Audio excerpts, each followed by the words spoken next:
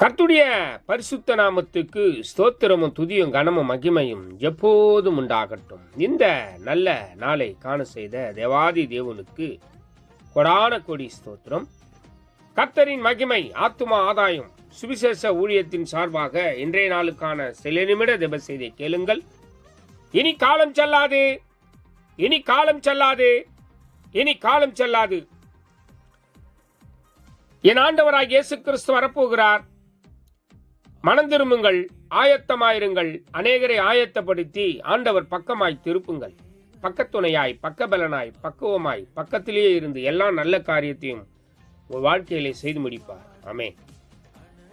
விசேஷமாக 3 யோவான் 1:4 சொல்லுகிறது, என் பிள்ளைகள் சத்தியத்திலே நடக்கிறார்கள் என்று நான் கேள்விப்படுகிற சந்தோஷத்திலும் அதிகமான சந்தோஷம் எனக்கு இல்லை அப்படி என்று சொல்றார். எனக்கு பிரியமான தேவ ஜனமே, தேவனை ஆராதிக்கிற தேவ ஜனமே, இயேசு கிறிஸ்து ரத்தத்தினால் மீட்கப்பட்ட தேவ ஜனமே, சத்தியத்தில் நடக்கிற தேவ ஜனமே,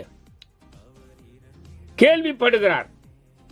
அப்போஸ்தலனாகிய யோவான் கேள்விப்படுகிறார். ஆக உங்களுடைய சாட்சிகளை குறித்து, உங்களுடைய எல்லாம் தேவனோடு உறவாடுகிற உறவை குறித்து எல்லாரும் கேள்விப்படணும். கேள்விப்படும் போது கர்த்தர் தாமே சந்தோஷப்படுவார், மனமகிழ்ச்சி அடைவார். கர்த்தருடைய மகிமை உங்களுக்கு முன்னும் பின்னுமாய் காக்கும். ஆக கலங்காதிருங்கள். God bless you. God bless you.